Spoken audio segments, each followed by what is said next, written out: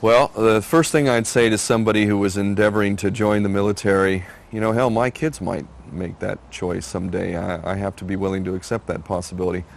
And I'd probably say the same thing to them that I would to a young man today, and that would be, I understand where your desire is to help your country and to protect against what you see as a threat to your way of life. But unfortunately, the truth is far from what you're being told. And unless you're willing to look a little deeper and see what's really at play here, specifically the agenda of never-ending war, always propping up a straw man, a boogeyman, to justify never-ending policies of war, if you're not able to see that, if you're not quite able to grasp that concept, then really there's not much I can say to you. You're going to want to join and fight the good fight and so on and so forth. I understand that. I'm that person. I've been there. And I'm not saying I'm better than you, smarter than you, or anything like that. However, if anyone takes an honest look at 9/11 and specifically Building 7, they will realize they're being lied to. And the entire system is set up to continue lying to them.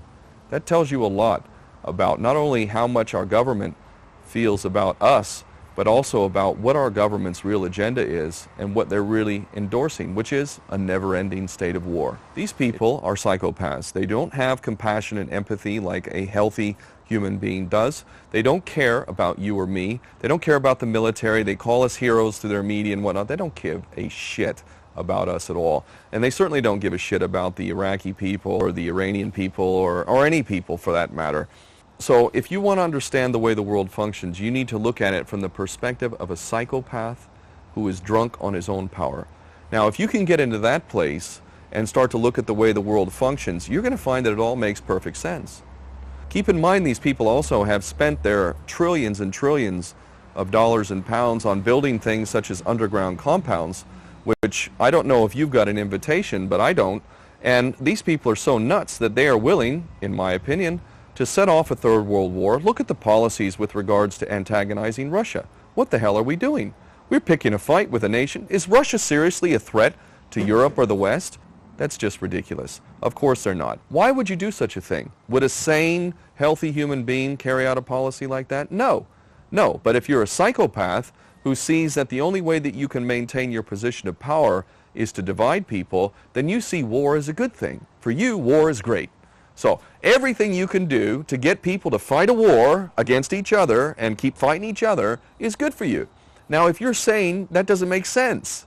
So you need to get out of your sane perspective, get into the mind of a psychopath, drunk on his own power, and see the world that way, and all of these things will make perfect sense. So in the case of ISIS, our best friends and allies in Saudi Arabia, they are the funders of ISIS, as are Qatar, another friend of ours. If you're not willing to accept that our good friends and allies, the ones that we're doing big military defense contracts with, the United States just did a $60 billion contract with Saudi Arabia, which is now pummeling the poorest nation in the Middle East, Yemen. Unless you're willing to accept the fact that our best friends and allies, political allies, are actually the funders of ISIS, and that our governments, they're providing political cover to Saudi Arabia and Qatar and these other nations, the bottom line is you need to look deeper. Because if you're willing to put yourself in a position to kill or be killed, you should make damn sure that it's worth it, really. Because there's 22 American service members a day, and who knows how many English service members a day who are committing suicide every day. And I tell you, the reason why they're doing that is because they realize deep down that whatever lies they've been told don't square with the truth. And they have gone into someone else's land and killed people, including women and children, and they're suffering so badly from that that the best exit for them is to commit suicide.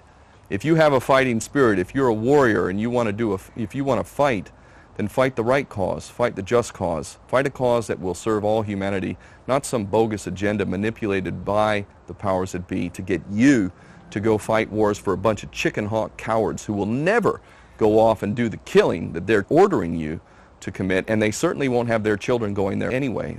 They're a bunch of cowards. I don't know why you'd give your life for these cowards.